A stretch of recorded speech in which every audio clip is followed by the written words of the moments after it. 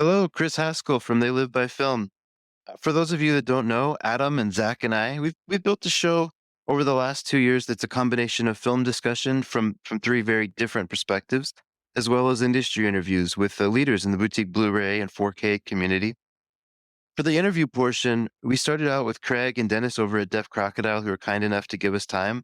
And over the about 2 years or so, we've been lucky enough to already speak with Arrow, Severin, Mondo Macabro, Vinegar Syndrome, TerraVision, Radiance Films, Indicator, most of the OCN partner labels. It's been a blast. You can find us on Anchor or wherever you podcast under They Live by Film. And if you listen, please let us know. We'd love to hear from you.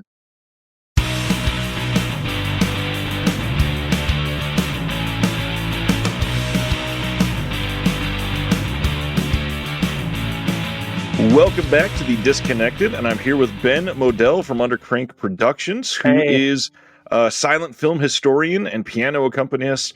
Ben, this is a kind of an immense honor for me. Thanks for wanting to do this. Oh, thanks. It's a thrill for me as well. I'm glad to be on your show.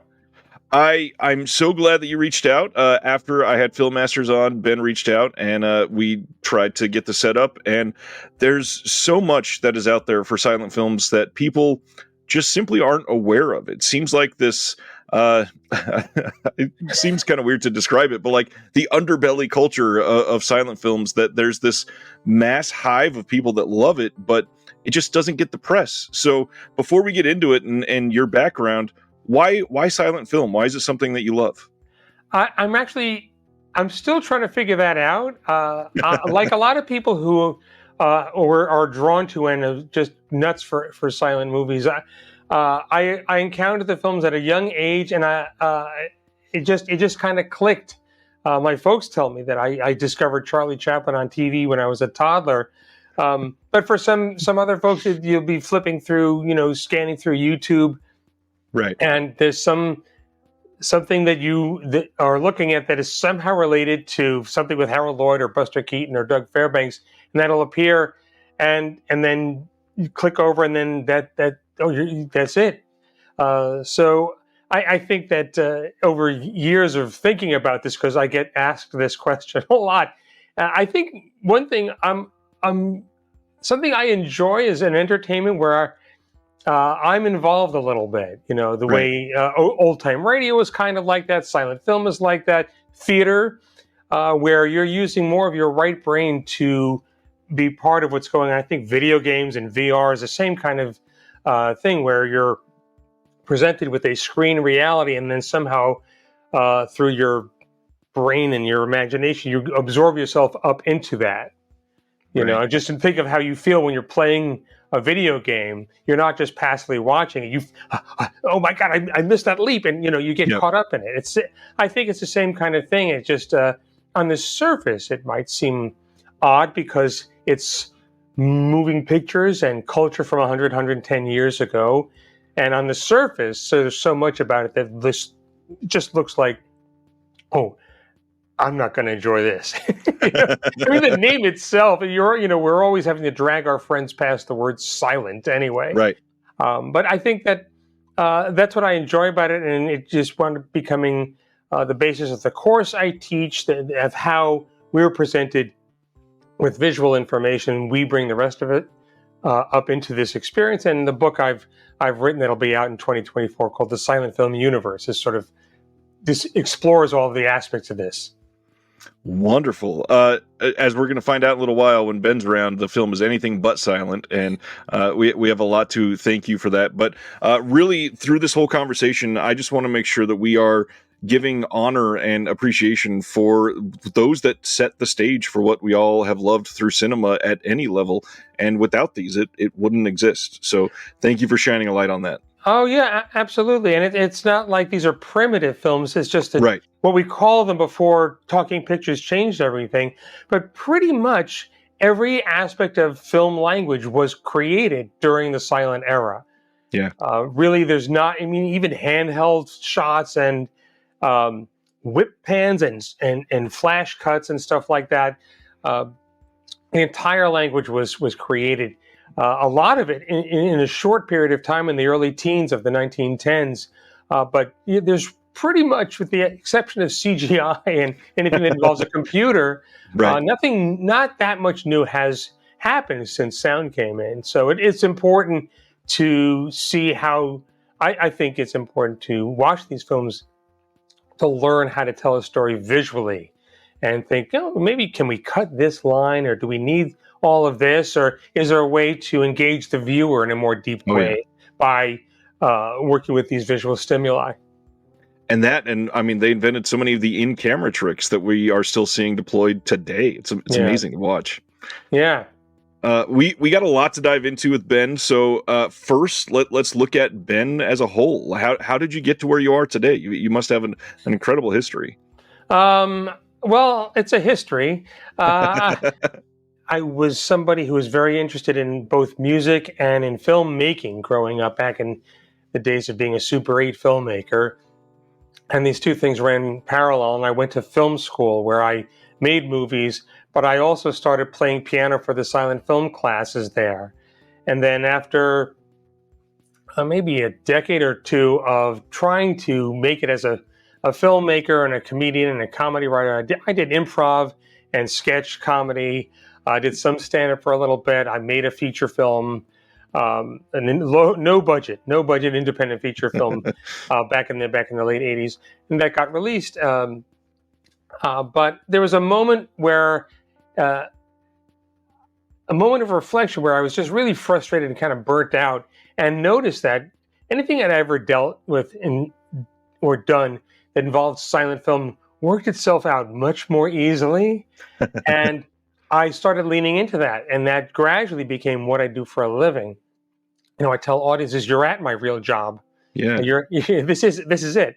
And then after, I guess, about 10 years ago, I explored and dove into being a producer and distributor of home video releases, initially on DVD, and then as of 2 years ago, Blu-ray as well.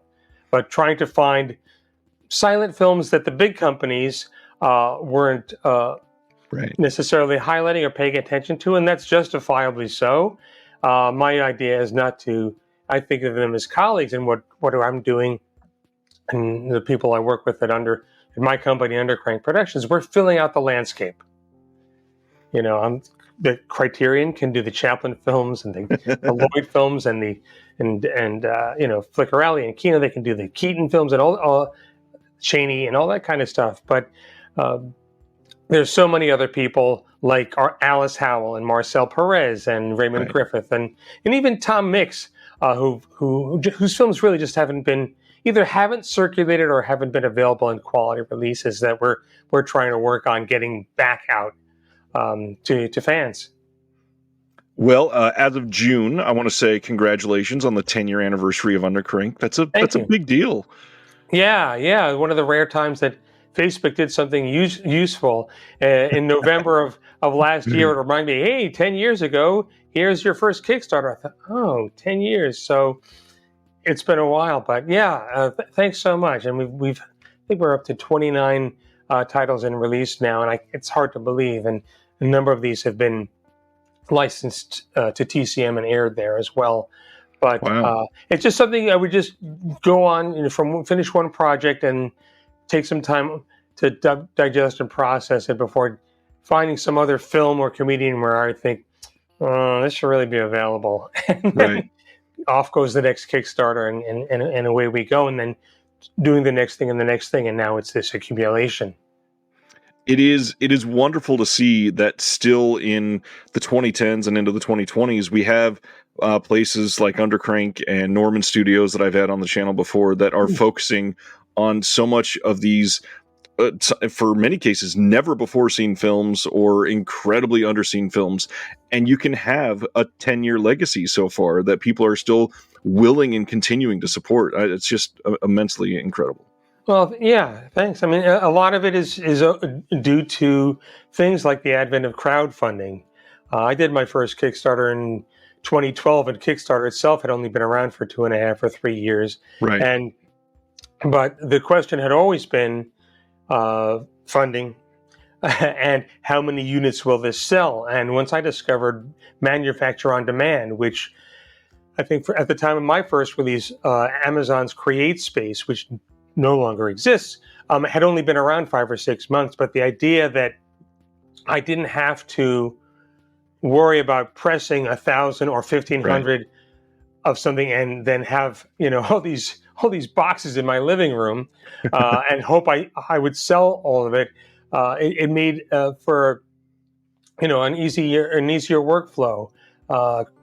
Funding coming from the fans, production happening on my end, working with other digital craftspeople and film archives and collectors, and then working through manufacture on demand. So my costs were covered up front, and as a friend of mine asked me early on, he said, "How many units do you have to sell before you break even?" And the answer was zero.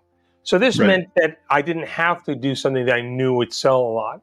And I think between me and many of the other people who work this way, it presents an opportunity to get something out to your own audience of people. It may not be the audience that there is for Harold Lloyd films or Lillian Gish or Clara Bow, but there is an audience for.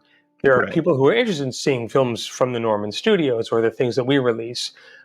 So that's the great thing is that the internet and making things accessible in these different ways has kind of leveled the playing field a little bit. So, with your expertise, and for those that are watching that are potentially interested or fascinated with silent film that would love to get into it more, what do you think and I know this is going to be very hard to gauge, but like the overall size of the fan base of silent films is nowadays? Because obviously it's a very niche audience, but it seems to be getting more and more niche as time goes on. Yeah. I don't have I couldn't give you a number. I wish I could, but it does seem just even the last 3 years. Yeah. Um, in 2021 they had the first annual National Silent Movie Day, and it's an interesting idea. Things are still opening up. I wonder how that's going to go. And then Right. last year was like, it's Silent Movie Day, and I had a few more shows. And then this year, the number of shows that were held around the country and even outside of the U.S. for Silent Movie Day was just almost exponentially much higher, which showed that there were A, people on board, and B, people wanted to go with them, go to the shows. And I'm hoping also people who are dipping themselves in for the first time. Oh, here's something. It's a holiday. Right. Here's, maybe I should check this out. So it does seem to be growing. And what's reassuring for me is that there are more people half my age getting interested in this. and when Steve Massa and I stand out in front of the auditorium at the Silent Clowns film series, we make a point of saying hello to anybody who has no gray hair and a full head of it. And great to see you. How'd you hear about this? And like I said at the beginning, we don't know how people are finding this. And as much as people think, young people this and streaming that, and nobody's interested, and yet people find silent films and they fall in love with the medium and look for shows, which is, it's just great that there's more and more of them, to the point that every year at Halloween you really there's a show happening everywhere at this point, Right. practically. In 10 years of Undercrank, you've put out almost 30 titles. Yeah. And one thing that I'd like to really highlight for a moment, and I'm not sure how often you get this compliment, but some of the best cover art in the entire game of physical media, vibrant, beautiful, look like the one sheets that adorned the great theater halls of the 20s and 30s. And every single time there's something announced, it is just visually impressive, and got to give you kudos for that, because they are amazing to look at. Thank you so much. Well, that is Marlene Weissman. My friend Marlene has been a graphic designer and graphic artist for many, many years.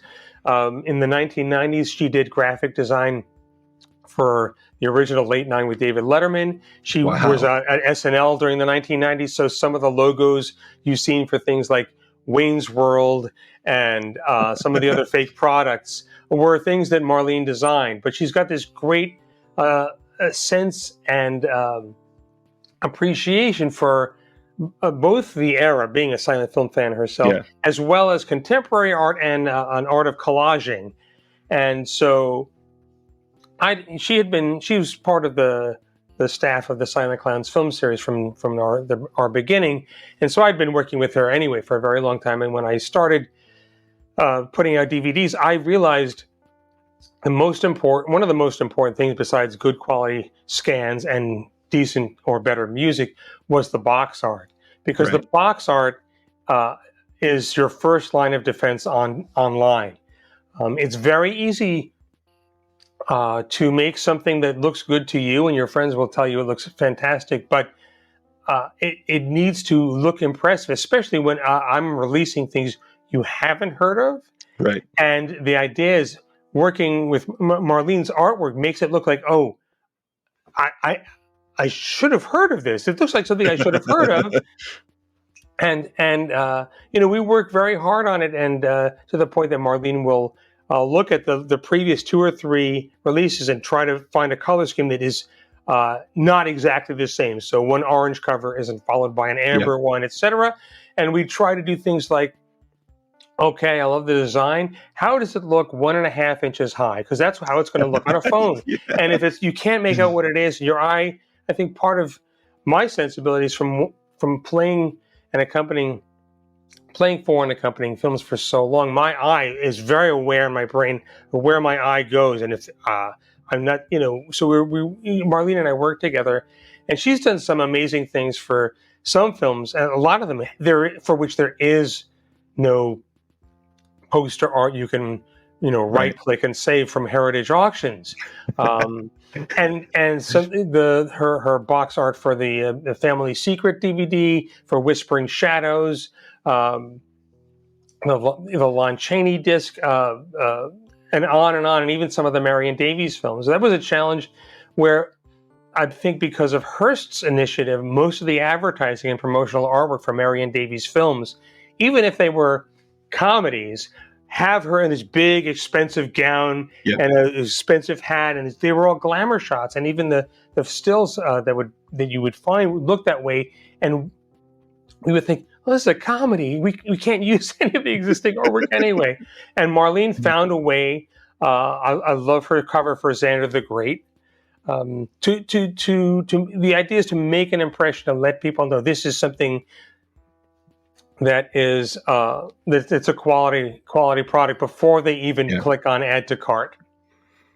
It's funny that you kind of said exactly the way I felt about it, and it's amazing that I got this without ever hearing you explain it. But there's something about it that when you see it just as a quick glance, it feels complex, but then when you look at it, it breaks down, and it's almost hyper minimalist on how some of these are done. But because of the style, your eyes get specifically drawn to certain like bursts of amazingness that make you go, damn, I'm so intrigued. I really want to dive into this. Yeah, it's great. And there's one cover that she did recently for the Frank Borzage 2-disc set that I was really impressed with, because there's an element of design in the cover where we see the leading lady from Back Pay standing with her arms outstretched, and she seems to be holding open a cape or a coat. Yep. And inside that is a photograph of New York City. And it's an arresting image, and it holds your focus and it draws you in. But then after you watch the film, you see that there's an important key dramatic moment where this character is given a big fur coat and she holds it outstretched. And this is something that's happened after she's left a rural town to come to the big city. And then you look at the cover again, you go, oh, wow, all over again. And I was just so blown away by that. But so I think that whether you're working with Marlene Weissman or anybody else, I think that the artwork is really important if there's a budget for it. I mean, there are a couple of labels who, and I'm sure it's a budgetary thing, where it's just easier to take a movie poster. It's colorful. It worked in the original release, and put that on the front cover. But the trick, of course, is that as more labels use this concept, it's hard to tell, am I buying something from this company or that company or this company? And while we can, we want to continue to work with Marlene, because like you said, the designs are eye-catching and really arresting. Well, over 10 years, there has to have been countless things that have come up that have thrown you for a bit of a loop on getting some of these older films out on disc. Yeah. Can you share any just interesting, fun stories of trying to scour elements to get these out? Because it's amazing that some of these are even available. Well, we sometimes it was not so much a scouring as a discovery, and often those discoveries were kind of inadvertent. Right. When we were working on When Knighthood Was in Flower, um, we the print that survives at the Library of Congress is a 35 millimeter nitrate print from Marion Davies' own collection, printed in the mid 1930s. All 12 reels of the roadshow version, but this I think it's the third reel was a different element, and it was actually about 600 feet instead of 900 or 1,000, and it didn't seem incomplete, but you knew it seemed a little short. Right.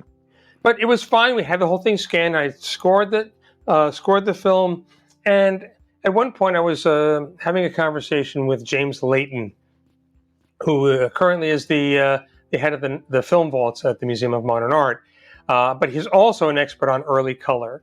And in working on reinstating the film's original tintings, I had come across something that was in a frame of film with the head of a few of the reels. It said biscuit.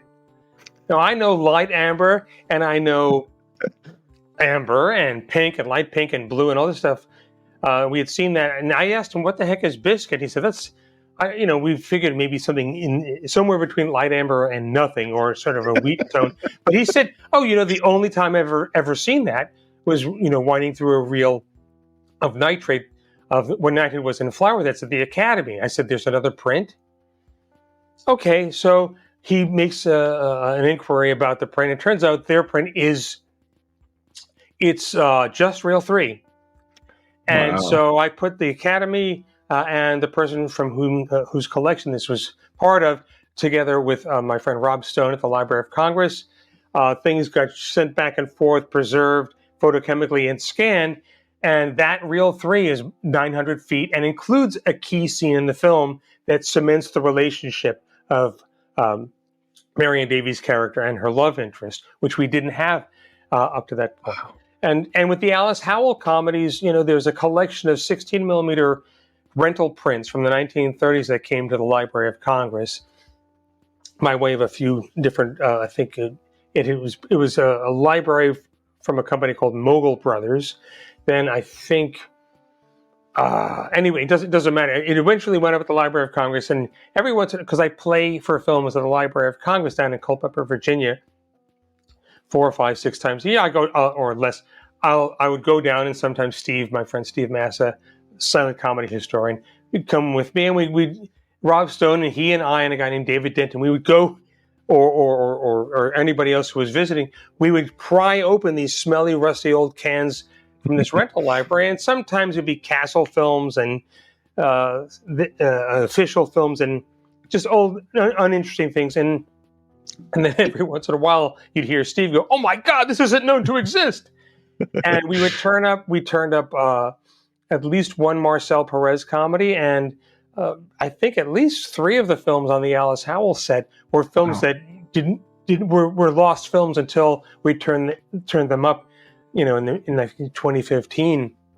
So these films are out there. They can turn up either on 16 millimeter or 9.5 millimeter collector prints. Right. And there's every once in a while a nitrate 35 millimeter print will turn up in somebody's attic or basement. As much as everybody thinks that all nitrate film does is self-ignite or cause problems. Right. Nitrate film turns up in slightly unhospitable locations in excellent shape every year. So things like this happen, and it's not. I'm not somebody who. There are people who go around trying to find stuff, and we've kind of fallen into a few things that were either that you open the can and here it is, or sometimes as was the case with a couple of the shorts from the Edward Everett Horton series, there were elements that were mislabeled, but not so mislabeled that we thought, oh, this isn't missing. Right. I bet you it's in there, but maybe it's called this. And then George Williman or Lenan Schweighofer, who are working the vaults at the Library of Congress, would go in. Oh, here was over here, separate from the rest of the film. Oh, now we have reel 2 of behind the counter. And so there's a wide variety of ways there. There are people who may turn up things in an archive, and there are people who can go to a flea market and turn something up.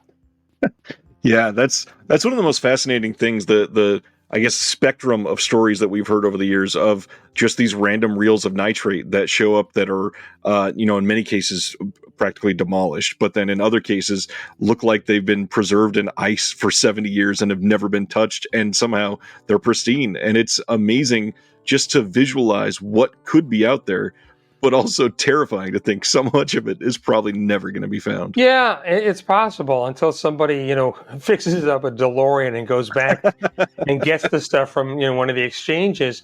Yeah, I mean, but it's not tons and tons of stuff, but there's always hope.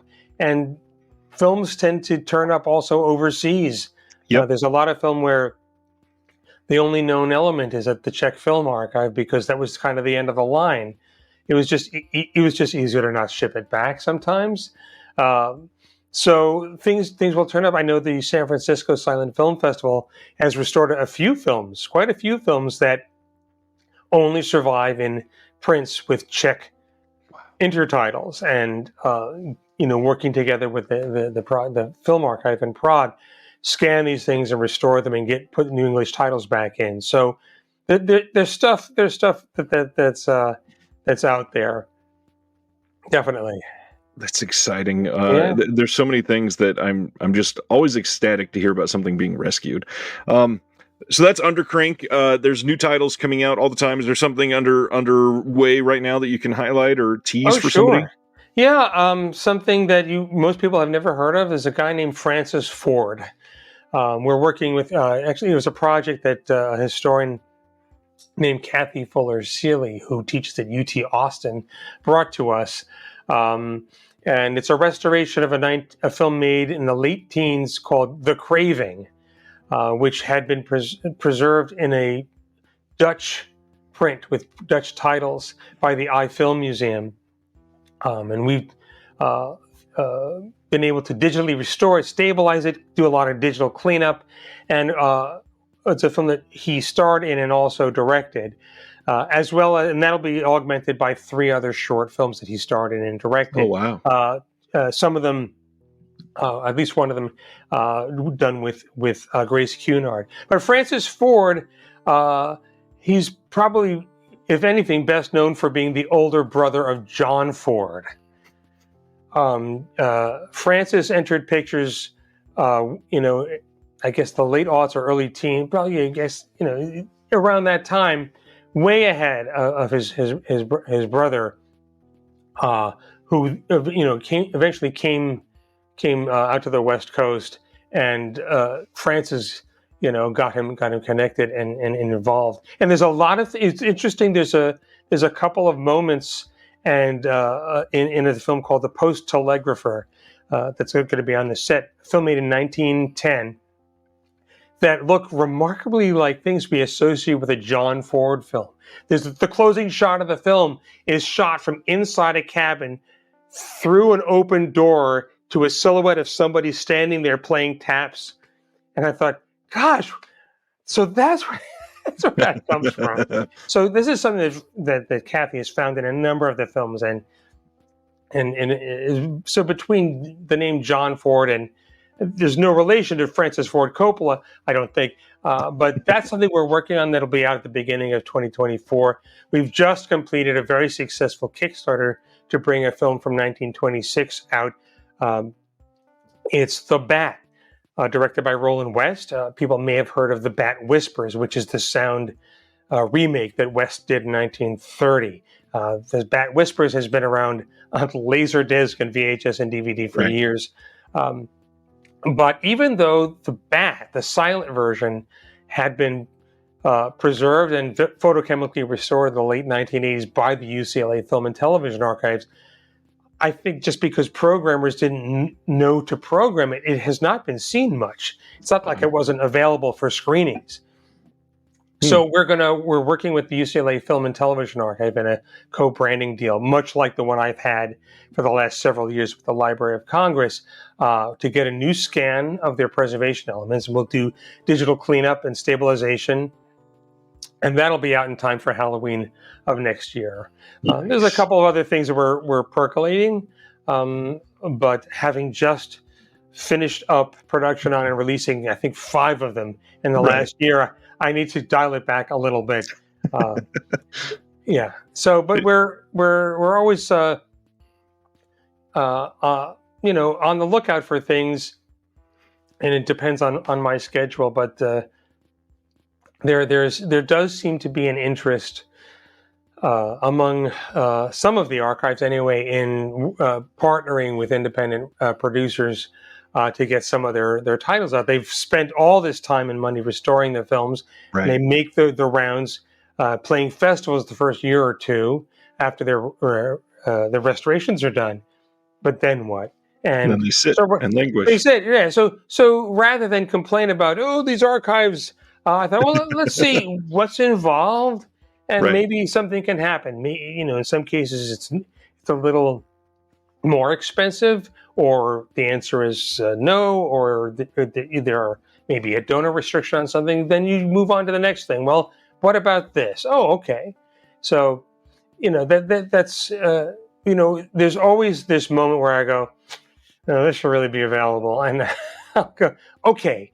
I'll call up Steve or somebody, and we'll start hashing it out and see where the material is and what would be involved. And maybe somebody who isn't me can score it. That'll save me some time, which is fine. So let's get into the piano side of things. You are a silent film accompanist. First off, for those that haven't watched any of the videos, what does that mean? I create and perform film scores and perform them while the film is running in a theater. That's basic. It's the term I've seen in the last couple of years pop up is live scoring, or live to picture, or something like that. But that's the idea. And I play piano, and I also play an instrument called the theater organ, which was an instrument created during the silent film era for motion picture accompaniment.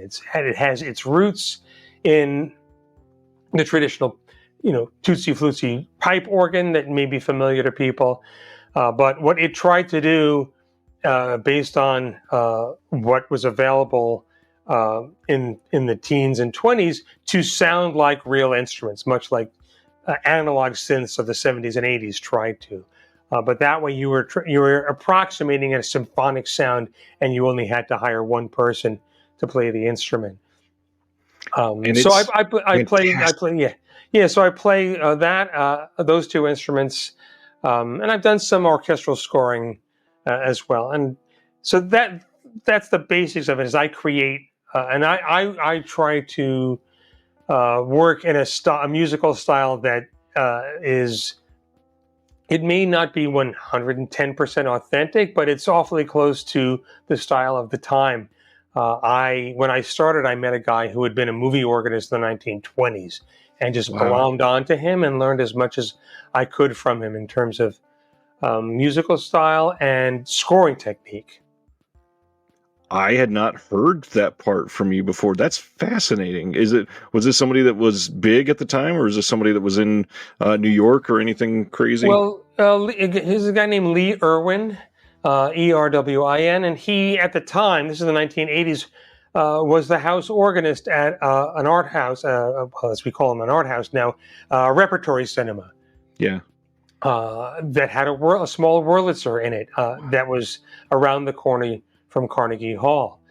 He was one of maybe a half dozen or so people who had been organists in movie houses in the 1920s and were still working. Folks like Rosa Rio and Gaylord Carter and John Murray and Bob Vaughn, who would tour. Lee wasn't super famous. He had worked as an organist as part of the pit band at the Arthur Godfrey TV show for 22 years. He'd worked on radio in the 30s, but he had also, when sound came in at some point, went to France and studied composition with Nadia Boulanger. But he was from Huntsville, Alabama, and went to music conservatory in Cincinnati. Wasn't super famous, but he was there. I made a point of meeting people who were accompanying silent films in New York City. Right. I figured, I don't know what I'm doing. Maybe I can learn something from them. So I met Lee Irwin, and I met a guy named Bill Perry, or William Perry, who at the time was the pianist at the Museum of Modern Art and had been there since the late 1960s, and whose scores I had listened to and really enjoyed on a program called The Silent Years that aired on public television in the 1970s.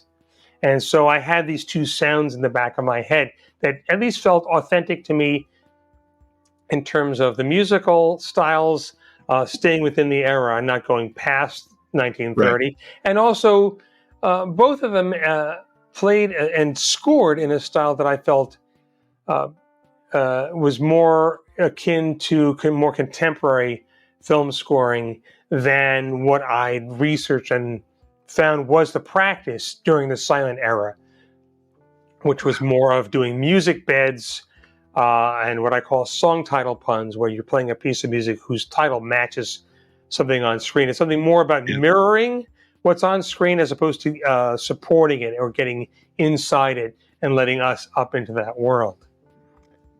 For years, I entertained the idea of becoming a band teacher. I was deeply enriched in music. I what do you played saxophone, clarinet, drums, Same here. guitar. I'm a reed player as well.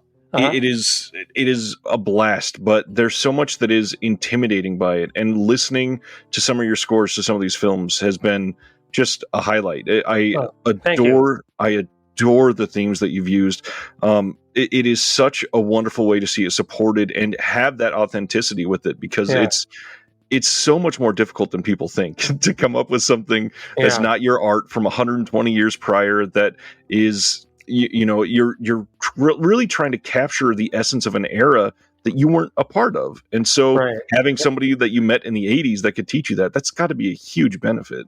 Yeah. I mean, it was a great opportunity, and I've over the course of my adult life, I've always tried to find, or when in the situation where I am connected with someone who's a generation or two older than me, I try to because they've already done it, for 40, 50 years. Why not? And so I had an opportunity for a number of years to get to know and learn from a woman named Eileen Bowser, who was the head of the film archive at the Museum of Modern Art in the 60s and 70s. And I just asking her, just because she was there, we got this from this movie star, or we would just learn stuff, Steve and I. Right. And Lee was just another example of that. And I've connected with Janine Basinger, who created and ran the film department at Wesleyan University for many, many years. She retired a couple of years ago, but she's been another one of these people who's been a huge, huge help to me. So the opportunities are there. I think that, yes, you could, take out your phone and look something up or search it up on YouTube. But if there's a person you can actually engage with and connect with, I think there's an even more enriching way of learning. I fully agree. And for anybody listening, this is like the embodiment of learn from our history. You're doomed to repeat it. I mean, if somebody else came before you and made the mistakes, you may as well learn from their mistakes, so you don't have to make them.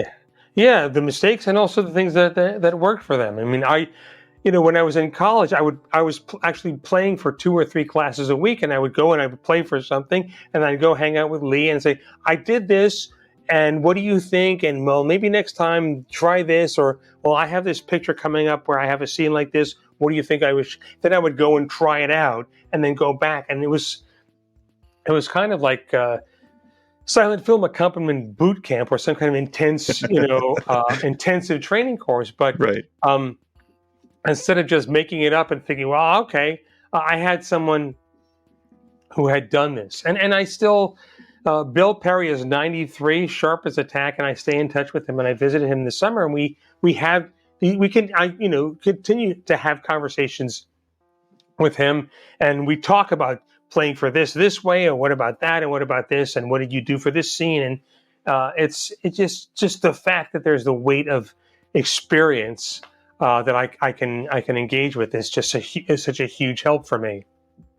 That's awesome. Why don't we dive into the YouTube show? Share with everybody what you do on the YouTube channel.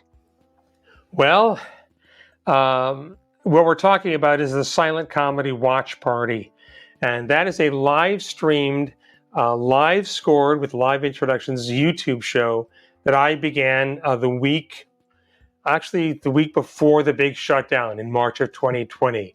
It was starting. I had just come back from playing a show in Beatrice, Nebraska, where we were all, we were using a lot of PRL, and some people were in it. Some people shook my hand, some people were like, yeah, it's okay, it's all right. We didn't know what was going on.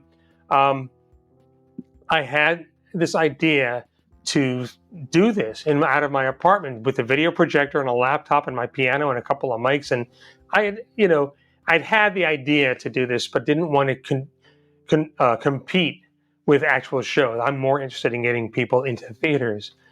And then, but this thing looked like it was, this dark cloud coming over the mountains. We did a pilot episode. People emailed us and messaged us like, "Oh, thank you." They just needed to laugh. We were all so stressed out. And then 2 days later, the world shut down, and everything I had on the books was canceled. And I had to figure out, well, all right, Steve can't come over like he had for the pilot. So I figured out a way to bring him in virtually. But the Silent Comedy Watch Party, we live streamed an episode from our living rooms to everyone else's every Sunday at 3:00 Eastern time for about a year and a half, and then moved to every other week. And now we're doing the shows once a month. But we would hear from people. We became appointment television for a lot of people. People in the UK, they would have dinner and sit down with a cuppa and watch comedy shorts. But the idea was to share comedy shorts, these silent comedy shorts, in a live streamed environment, so that there's just something about silent film that takes you up and out of your reality like nothing else does, except things like the circus or magic or forms of theater. But it's the closest to those performative entertainments of any form of cinema, and especially at a time when we just needed to laugh. Right. So it was not always easy, and things would freeze, and I would lose the feed every once in a while. But I always recover, and I don't know how. But it's what people have come up to me at shows in the last year or two and said it's what got them through the pandemic. And this is how I knew it was Sunday. But they looked forward to it, and it was this more of a humanitarian thing. And I got a different sense of what it means to be an entertainer or in the entertainment business. And you get so caught up with the nuts and bolts in the day-to-day of putting a show together, and where are the files coming from, and who has the print, and where is the piano coming from, and all this stuff. Yeah. And is the word getting out? And did I put something on TikTok and Instagram and all this stuff? And this just made me think, this is what I remember reading a long time ago, a book that about Bob Hope's work in his career. And the first time he played an army base, he was thinking, it's another gig. It's kind of out of my way. And the reaction he got was this wave of this release that he could sense. And he realized, I'm onto something here. And we felt like we owed it not only to ourselves, but to everyone. We had maybe 250 to 300 people tuning in live every week. And by the end of the week, every show would clock in around 1,600 views. But it was the release that the people just needed to laugh in the times we were going through. And so that we've streamed close to 250 comedy shorts, from things everybody knows that were starring Charlie Chaplin or Buster Keaton to many comedians you've never heard of, and many collectors and even a couple of archives were very generous. Sure, how can I help? Do you need a file of that? Yes, you can run it. You put our watermark of our logo. Please show it. Everybody just pitched in, which was really, really wonderful. We had guests on. I used a software like the one you use, but one that allows you to have long video files, Right. called Mimo Live, and it's Mac native. But we were bringing in people from archivists from Brussels and the Netherlands. We had Serge Bromberg on from France, and Rob Stone from the Library of Congress, and all sorts of stuff like that. It was it was sort of like a virtual version of having people over to your house to watch movies, and we've left, from day one, we left all the shows up on YouTube so people can still find them and review them and watch them and enjoy and learn. Steve always introduces each film with a lot of interesting and important factual information about the stars, and we have a little chat afterwards, and we recommend things to people, new DVD releases and books and stuff like that. But the Silent Comedy Watch Party, again with a beautiful logo done by Marlene Weissman, was this escape valve and a lifeline for a lot of people, including all of us who make the shows during the time when we were all locked in our apartments, in our homes. There's something just like masterfully wholesome about it. You watch it and it feels, it just feels sweet to its core. And it's one of those things, kind of like the Bob Hope anecdote. It's that when we are stripped down to taking away our sense of humanity, a lot of us want to go back to our roots, and a lot of the comedy and the silence is where a lot of people, like, that's our fetal position, that's our comfort zone. And something about the sounds that you're able to create with it feels like home. Yeah. Oh, thank you. And I think that part of that is this notion that I mentioned, the silent, what I call the silent film universe. There are things you can do in a silent film that you can't in any other medium, and especially with the comedies. My theories and my research that have borne it out is that everybody making films was aware of what you could do in films. They didn't exist after 1930, so they didn't realize that they were missing something. It's just what it was. And with silent film comedy, ironically, because of the silence, the lack of color, and especially because of the speed up, the ubiquitous use of undercranking, you could create gags that you couldn't do in real life, and you could get away with bizarre, crazy gags and then cut to something that almost doesn't have anything to do with what came before it. But we are engaged in our right brain or whatever you want to call it, and then we fill in the gaps, including why is that guy on an elephant suddenly? Okay, we just go because we're on to the next thing, and there is something. It's a reality of its own that it's almost primal, and I think that the reason it works, and it still works today, and it works anywhere on the planet, is that what's missing is also filled in by our own life experience. So if somebody does this or that or whatever, and we can't hear why they're doing it or whatever, but we've been to the doctor's office and we've seen the nurse take out a giant needle and we've been frightened. So when we see, Lupino Lane leap in the air up onto a table when a doctor walks into the room, we've had something similar to that, and fill in. Okay, that's where the understanding of what he's doing gets filled in with, and so it is this unwitting partnership.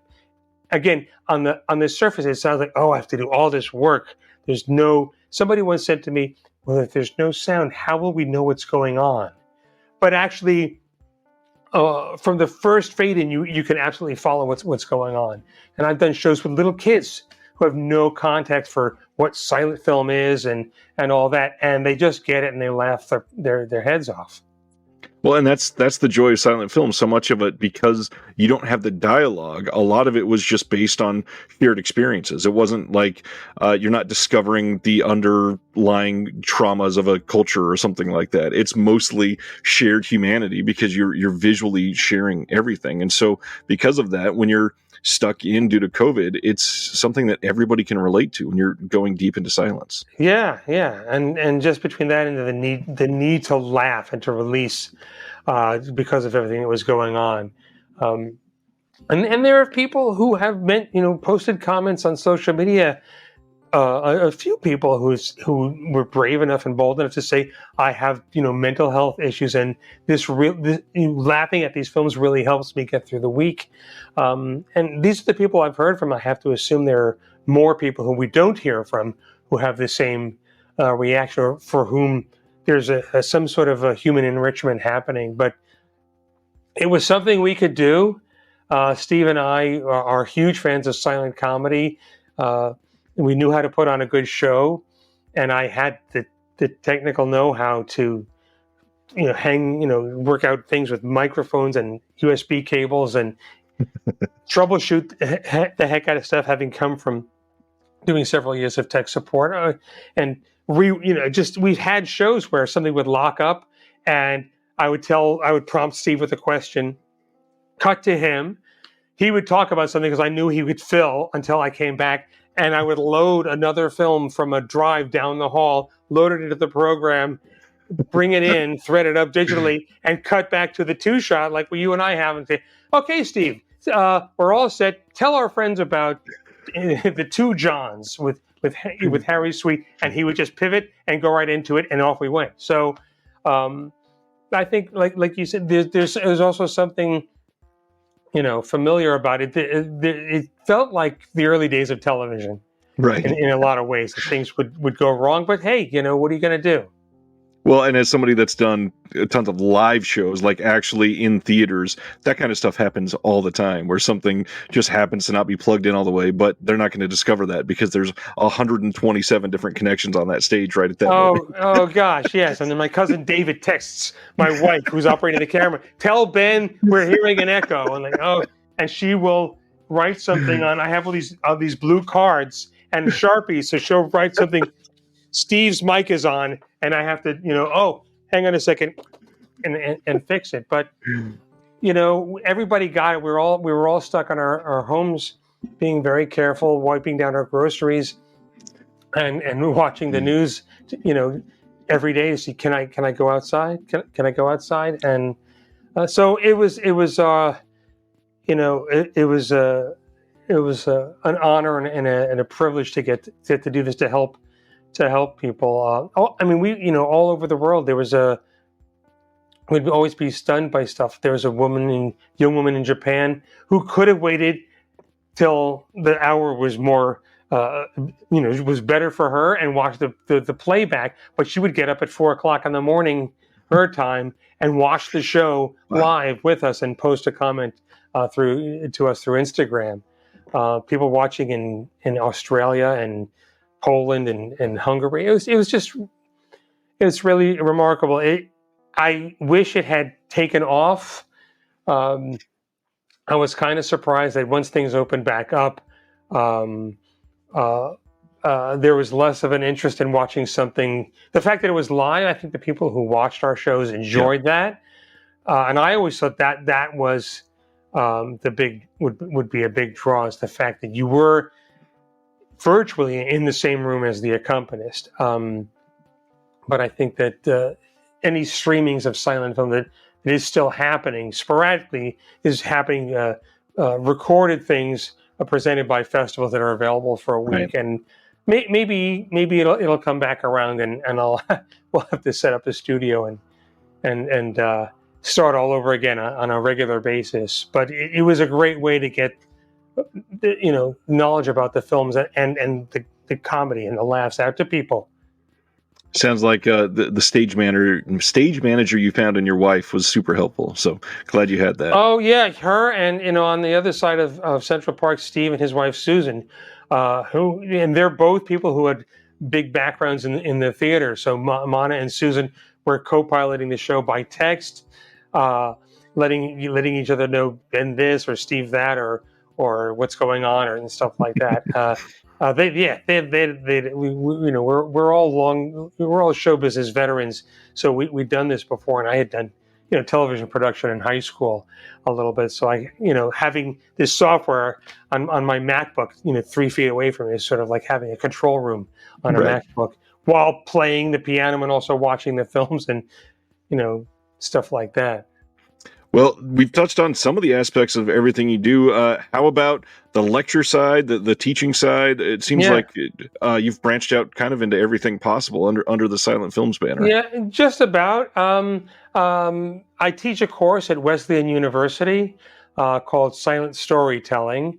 And this was a course that Janine Basinger and the current chair of the program, Scott Higgins, asked me to create and teach.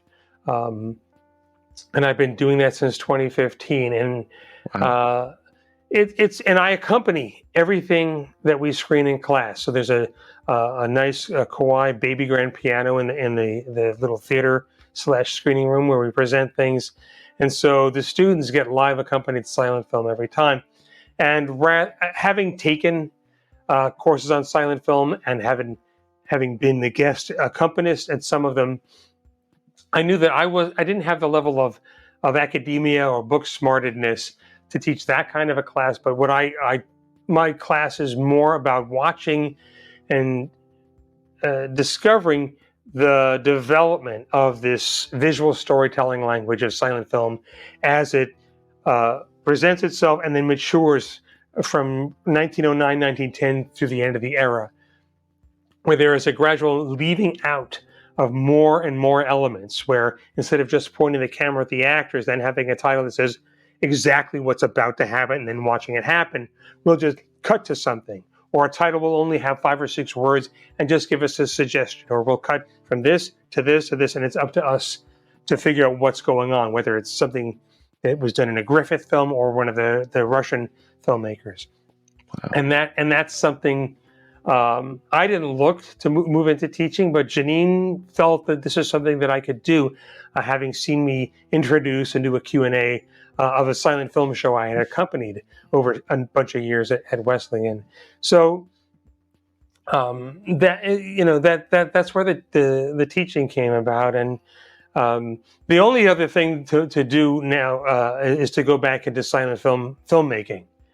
And that's the thing I want to do. I dabbled with it a little bit about 10 years ago when someone had created an app. Back in the days of everybody saying there's an app for that. It was called Silent Film Director, and then they renamed it Vintaggio. But you could film at one speed and have your footage instantly sped up.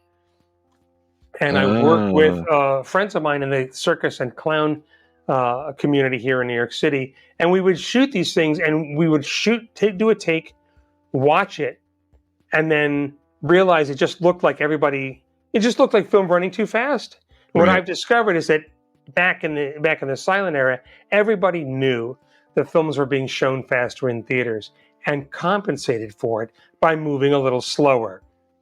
And there's a lot to get into as far as how and why this happened, and some of it is known and some of it isn't, but it became a standard earlier on that we crank at this speed and we project at this speed. And so knowing this and looking at some deconstructions I had done, my physical comedy friends and what we would take a scene, watch it, do another take, slow it down, put in little pauses, breaking up movements into pieces. And eventually we would get to a point after 6 or 7 takes where we look at it and say, that looks like a silent film. That's the one. And we discovered the magic of this choreography. So I'd love to get back to that. Project 1 is to finish the book, The Silent Film Universe, and get it published next year. And then maybe I'll have some space in my brain after doing that. And my point, here it is. And the work I'm doing with Ernie Kovacs.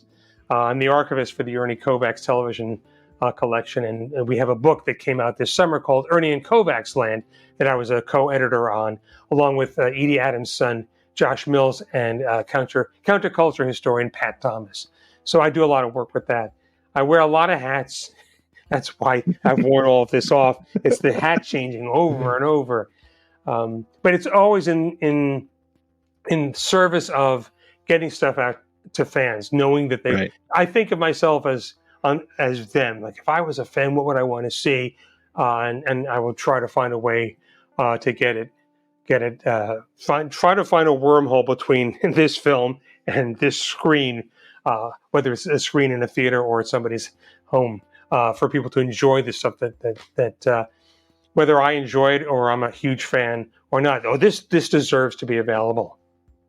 Well, even if you're only like tangentially interested in certain aspects of what you're doing, from what I've seen, it's evident in everything you touch that it's something that you're passionate about. It's something that you're just Thanks. dying to share with people. I mean, even like I said, coming down to the art on the front of the Undercrank releases, coming down to how the Blu-rays are authored, and Thank it's you. got that sense of actual somebody caring behind it, and it's not just being rushed out.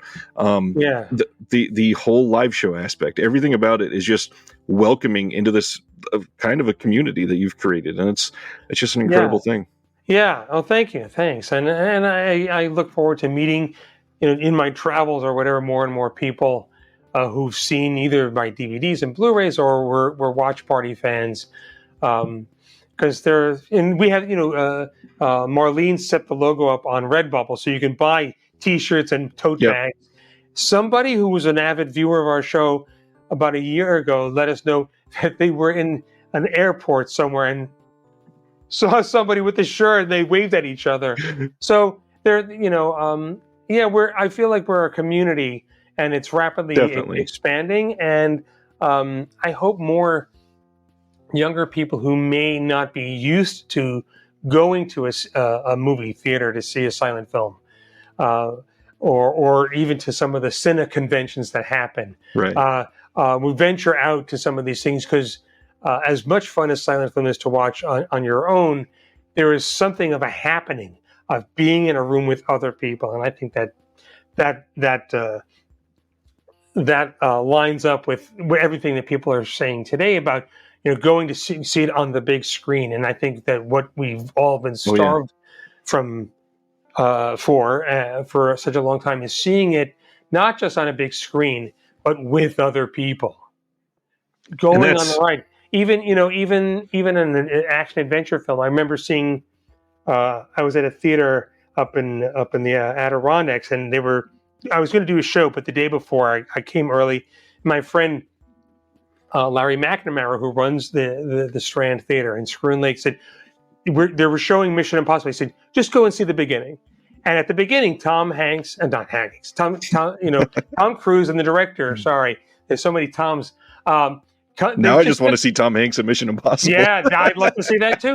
But they sit there and they say, thank you for coming to the theater and seeing this on a big screen. But I think that on top of that, there is something about going on a ride together, like the Mission Impossible movies, with 80 or 150 other people in the room with you, that you can have a 70-inch OLED TV and surround sound in your living room. It's just not the same.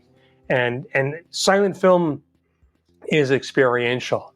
And so I hope that more people, as they discover it, whether you're finding clips of Buster Keaton on TikTok or whatever, if you find out and hear of a silent film screening happening, grab yourself by the collar and drag yourself over there, or just check it out for whatever reason. And I think that you'll there's something people always say to me after the first time they come to a show. They always say, this was way more fun than I thought it was going to be. And I hope people give that a shot. That comes back to the essence of why I do so much of this. I love physical media. I'm all about the accessibility of streaming services. There's lots of people that, we can't afford to go out to the theater every night or anything, of course. But at the same time, even like your show during the pandemic, there's something about that sense of shared experience with the community that it will bring you a different experience. And not that these silent comedy shorts aren't, and they're not really shorts, they're like 25 minutes, but it's not like they're lesser than until you see them elsewhere. But there's something about that shared experience that flips a switch and makes it magical. And that works for Mission Impossible. That works for Buster Keaton. That works for some trashy 80s early independent horror movie that came Yeah. out of nowhere. And it can make a movie that really only barely you kind of remember. You see it on the big screen and it might change your life. Yeah, I think so. It's the screaming with other people when the monster comes out, or whatever it is, Yeah. or the gasp of horror, or whatever that you're all doing together, and that's really, I agree. The streaming is wonderful. The convenience, the payoff of the convenience is the selection, and I think that what you're doing and so many other people are doing, promoting physical media, is really. It's really important, and it's great to see what a huge community of people there is who are into it, who get that. And I think every year it becomes much more. There's always an article that's in a trade every year that says, well, streaming is even less available. Yeah. Hold on to your DVDs. But I think we're all coming around to it, that all the streaming services have a lot of the same programming, same kinds of programming, and even with classic film. There's just less and less available unless you own it. And even if you bought something on streaming at any given moment, you could open up Amazon Prime. What do you mean it's not? Yep. But I bought it. It's gone. And that was in National Lampoon's Christmas Vacation. Forget about trying to find, M by Fritz Lang. So I think it's really, and I think that it also speaks to there's something as people that the ritual of ceremony of taking something off a shelf, looking at it, and opening. Oh, there's the disc. And with LPs, MP3s do not have a smell. But if you open a gatefold of a favorite album, go and then the vinyl comes out. Oh, right, this record. And I think that for so many people who've just grown up clicking on things and there it is. Yeah. There's almost a discovery that a lot of people are having and really enjoying about physical media, even VHS and Laserdisc collectors who are popping up here and there. One of my deepest ingrained memories is the smell of my grandfather's library that he had in his den, and discovering like Hardy Boys books and all that stuff. So to bring it back to physical media, last thing let's talk about your book coming out next year. What can we find in it? What can we expect? What's it about? Well, there's so many silent film things I do. The silent film universe is basically, it's about silent film itself. I'm not talking about specific directors or genres or films or styles. It's what silent film is, what it is, how it works, and why it still works today. Just breaking down all of the elements. It's sort of the backbone of what we discuss every week. Before and after screenings in my class. So I talk about how titles are used, what's there, what's not included, how much is left to us to fill in, the performance styles. There's a huge chapter on undercranking. It's almost a mini book in itself. Gesturing. Just all the basic building blocks of what a silent film is. I felt it had started out as a series of what turned out to be 65 blog posts that I did in 2021. Wow. One of my many pandemic projects. But there's something in me that made me feel like me and my colleagues often talk about what works or why this thing we saw feels like it's too slow or too fast or whatever. But no one's ever really pulled it all apart. It's like taking a cake and then here's the recipe. So just taking all the ingredients of what silent film itself is, not just movies with no sound, right? And because I do think it's a living language that silent film can still be made, and just addressing some of the stereotypes, that a lot of people assume. And today, anytime you see somebody reference a silent film, they put up a title card with the frilly borders, which you almost never see, and the language, "Oh, my hero," which never. It's basically that, and it's kind of a handbook for anybody who has either wondered why they like silent film or has tried to explain it to other people. It could be seen as a handbook for anyone interested in exploring more about silent film or making the films. And it'll either change the way we all think about silent film or get me laughed out of the industry, or both. But it's something I just felt compelled to put down because it's something I've just been so fascinated with. What's at the core of it? Why does this work? Why is it that, I several years ago, I did 2 shows at a huge outdoor film and music festival in South Korea. And why did The Freshman with Harold Lloyd and Steamboat Bill Jr. with Buster Keaton, why did it work the exact same way it did for a show I had just played somewhere in the suburbs of New York? There is something universal about that. And so the idea is to break it all down. I think I'm right about a lot of it. And even if I'm wrong, the idea is to provoke discussion. So it's called The Silent Film Universe. It's got a wonderful cover by Marlene Weissman, and we don't have a publication date, but I'm hoping sometime in February, March, April of 2024. Lovely. Well, I've got all kinds of links that are going to be in the description below for everybody to follow you everywhere. Please give a listen to the live shows. Go back into the archive. There's the podcast that we didn't even dive into. Oh gosh, the silent film music. Yeah, the podcast about film accompaniment. Yeah. You go to my website. It's like a clearinghouse for everything. Yeah. And that's the thing. You say, I've got so much to say on this, as if you haven't just been talking about this incessantly for years. This is somebody that is the embodiment of everything passion for this. And I thank you for this today. This has been an incredibly enlightening and just lovely to see the person behind all of this magic that I've seen. Well, thank Ryan. Thanks so much. Thanks for having me on. I'm so glad to get to talk about what I do with folks who get the importance of owning little round, flat pieces of plastic and having them on their shelf, because no one will say, "Want to see my film collection?" and hold up an 8 terabyte hard drive. Yeah, like you have behind you. So I really appreciate connecting with you and helping spread the good word.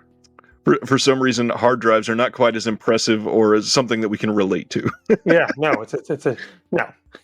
Thank you, Ben. Hopefully we can talk about this soon. Maybe when the book's coming out, we can give everybody another heads up. That'd be great, Ryan. Thanks so much. Talk soon. Thank you for listening to the Disconnected Podcast. There's one big thing that you could do to help the show, and that is to leave a rating and review on the podcast service of your choice. Thank you.